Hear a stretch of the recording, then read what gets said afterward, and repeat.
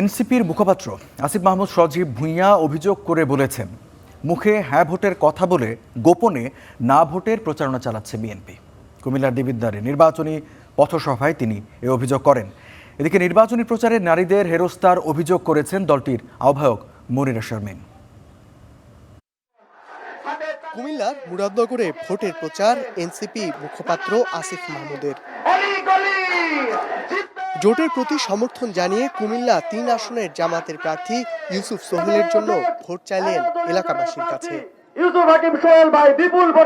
এর আগে কুমিল্লার দেবিদ্বারে হাসনাত আব্দুল্লাহর আসনে প্রচার চালান আসিফ। গণভোটের প্রচার নিয়ে অভিযোগ করে তিনি বলেন, গোপনে না ভোটের প্রচারণা চালাচ্ছে বিএনপি। তারা মুখে মুখে বলে তারা হ্যাঁ ভোটের পক্ষে, কিন্তু মাঠ পর্যায়ে তারা না ভোটের পক্ষে ক্যাম্পেইন করছে। তারা অনেক সময় অনেকে মুনাফেক বলে থাকে, তো তাদের মুখে একরকম আর কাজে একরকম, এটা কি মুনাফেকি না? তাদের নেতারা বলে এক কথা, জেলা উপজেলা পর্যায়ের নেতারা বলে আরেক কথা, আর তাদের সর্বোচ্চ নেতা জুলাই গণঅভ্যুত্থান সংস্কার যেই পাটাতনের উপর দাঁড়িয়ে বাংলাদেশে তিনি আসতে পেরেছেন সেটা নিয়ে কোনো কথাই বলে না। ফ্যামিলি কার্ডের সমালোচনা করে এই কার্ড পেতে কত টাকা চাঁদা দিতে হবে ভোটের আগে তা জানিয়ে দেওয়ার আহ্বান জানান আসিফ মাহমুদ।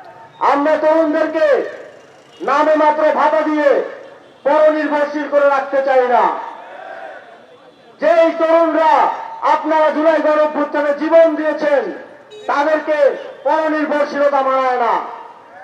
আমরা আপনাদেরকে কর্মসংস্থানের মাধ্যমে আত্মনির্ভরশীল এবং শক্তিশালী এবং গুরুত্বপূর্ণ তারুণ্য হিসেবে গড়ে তুলতে চাই, এবং সেই জন্য আমাদের প্রয়োজন আপনাদের ম্যান্ডেট, আপনাদের সমর্থন, ব্যালটে আপনাদের ভোট।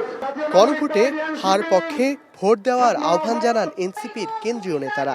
তারা বলেন, কেউ এবার ভোট ডাকাতি করতে চাইলে তাদের পরিণতি হবে শেখ হাসিনার মতো। ভোটের প্রচারে নারীদের হেনস্থা করার অভিযোগ করেন এই এনসিপি নেতা।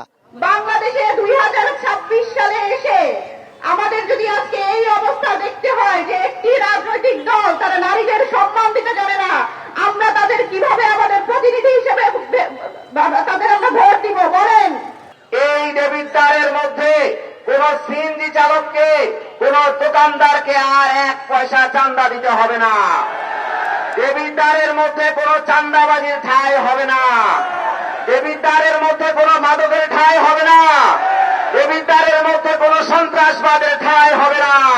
কুমিল্লার পর ব্রাহ্মণবাড়িয়ার পথসভার মধ্য দিয়ে শেষ হবে এনসিপির ৩য় দিনের নির্বাচনী পদযাত্রা। ধ্রুব ইকরামুল, স্টার নিউজ।